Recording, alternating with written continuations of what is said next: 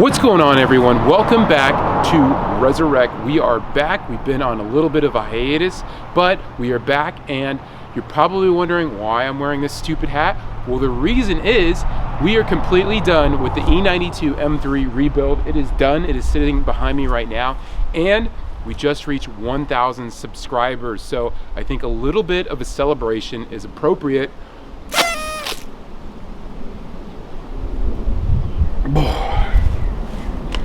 All right, Monday morning party is over, and I just want to thank each and every one of you. I looked at some of the statistics, and 99.99% of you are male and 0.001 female. So lady and gentlemen, I'd like to thank each and every one of you for taking a minute to like and subscribe and watch any of the videos. And if you haven't already done so, please consider hitting that like and subscribe button below. So we're going to continue on with our E92 M3 rebuild video. Last time where we left off was we had removed the engine and we were working on the frame around it, and then what we needed to do was get that engine back, and there was a bunch of final finishing touches that need to be done on the E92 M3 rebuild. So we're going to be doing that in this video. Also, stay tuned to the end of the video where we fire up the engine and take this thing for a test drive. So let's watch this video.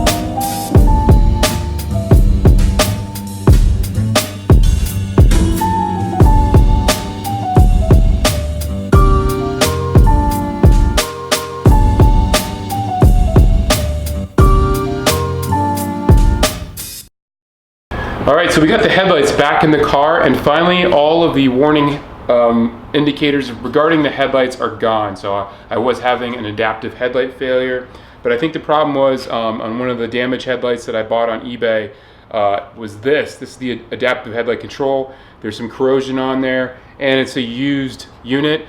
So I bought a brand new aftermarket unit. They run about $40, which is much better than what BMW sells them for. BMW sells them for about $200. So by installing that control unit, all the lights have gone away and my headlights are working perfectly. So all of our work, our hard work to rebuild these headlights has paid off, and now we have some good functioning headlights that look the part for a fraction of the price.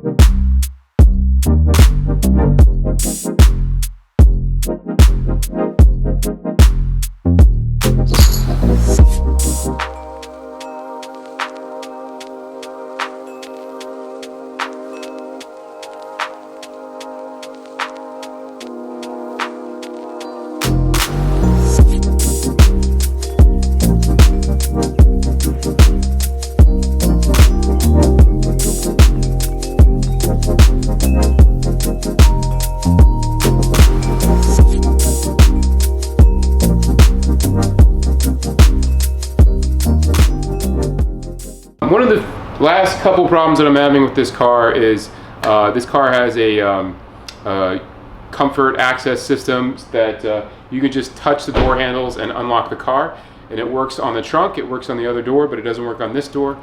So I'm going to get this door apart, take a look at the handle, see if there's anything disconnected or if any wires look damaged. If it's not, I'm going to try to swap out the part and see if that corrects the problem.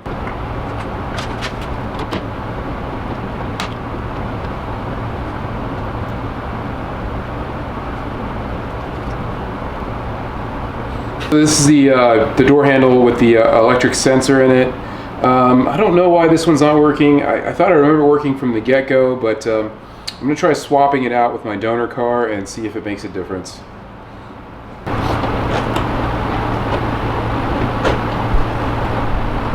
So we're going to test this thing out now and see if it was just the door handle or if it's something else, to see if this door is going to unlock now.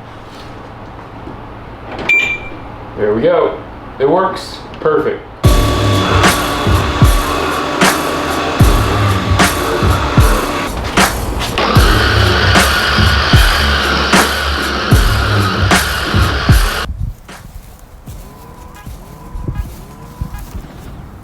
All right, so here we go. We're gonna fire this thing up. Never really fired up this engine on this channel, so let's hear it now.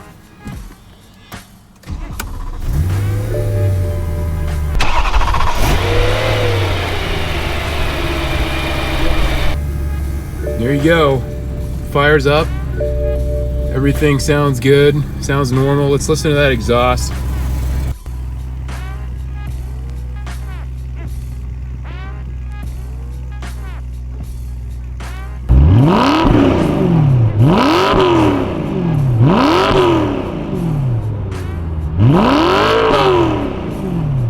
Inside, the interior is just the way it was. We didn't really do much to the interior, but as you can tell, it's in awesome condition. No airbags were blown, so nothing inside was really messed with, and now it's nice and clean. Everything's put back together, no warning lights on the dash, and it runs real smooth and it drives even better.